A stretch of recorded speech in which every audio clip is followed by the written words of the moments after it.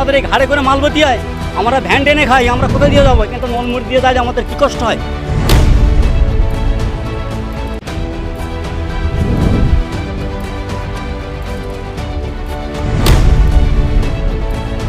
আমরা এই ভাঙা ব্রিজতে যেতে পারি না, তাড়াতাড়ি পোলটার ব্যবস্থা করি।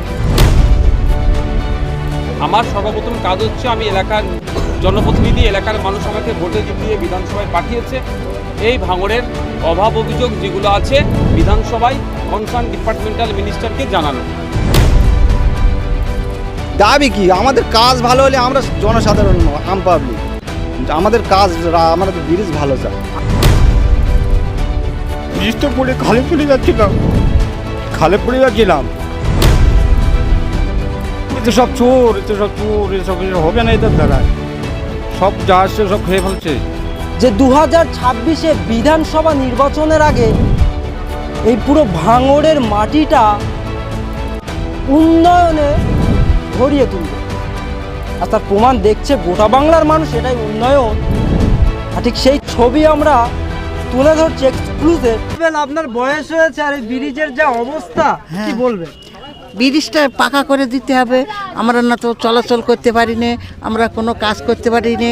আমরা তো কাজ করছি, এখান দিয়ে আমরা কাজ করি, সে আনতে পারি না, খুব কষ্ট। এখন আমাদের এইটাই চাই, ব্রিজটা সোজা হোক, ব্রিজটা পাকা হোক, আমরা এইটাই চাই। পার্টির লোককে জানিয়েছেন? পার্টির লোক কই করছে?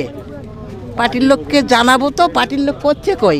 আমাদের কি কষ্ট হচ্ছে, আমাদের কষ্ট হচ্ছে খুব। এই যে ফিতে আমও নিয়ে আসি, এই আনতে গিয়ে কষ্ট কাকে করে আমি বয়স্ক লোক কি পার করতে পারি? আপনারা এই এলাকার মানুষ? আমরা এই এলাকার মানুষ।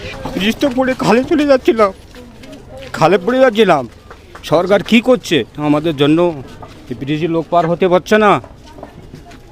কিন্তু তৃণমূল কংগ্রেসের নেতারাই বলছে উন্নয়নে ভরিয়ে তুলবে। এতে সব চোর, এসব হবে না এদের দ্বারায়, সব যা আসছে সব খেয়ে ফেলছে।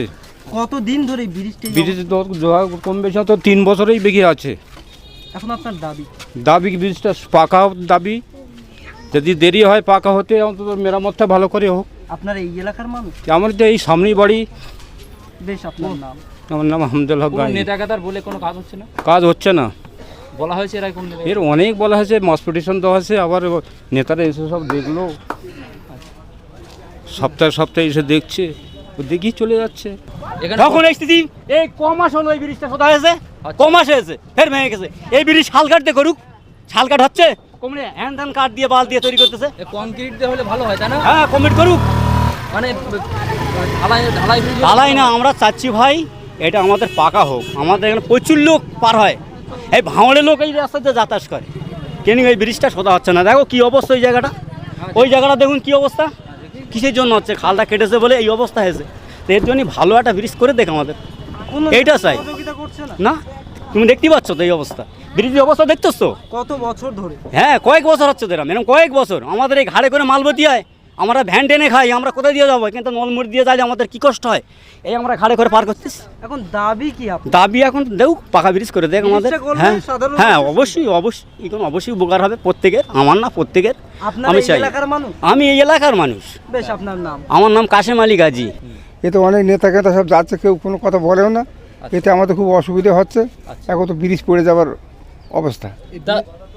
আপনার বয়স হয়েছে, কোথাও কি জীবনের আশঙ্কা লাগছে না যে এই ব্রিজের উপরে আপনি সাইকেল নিয়ে আসছেন?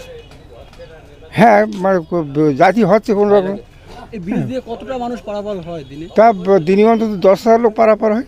ভোর রাত দিন এই ব্রিজটা লোকজন চলে। 10,000 মানুষের তো যাওয়া আসা ভীষণ একটা। হ্যাঁ, ভোর রাত দিন লোক চলাচল কোনো করে। নেতাকে জানানো হয়েছে এর আগে? সব নেতারা জানে, যত বড় বড় নেতা সব জানে, তারা আসে মাঝে মাঝে। যখন ব্রিজ উল্টে যাওয়ার মতো হয় তখন আসে, এসে বড় বড় গাড়ি এনে এখানে পুলিশ সঙ্গে আসে, এসে দেখে তারা চলে যায়, ওই পর্যন্তই। মানে কোনো পদক্ষেপ নেওয়া নেয় না।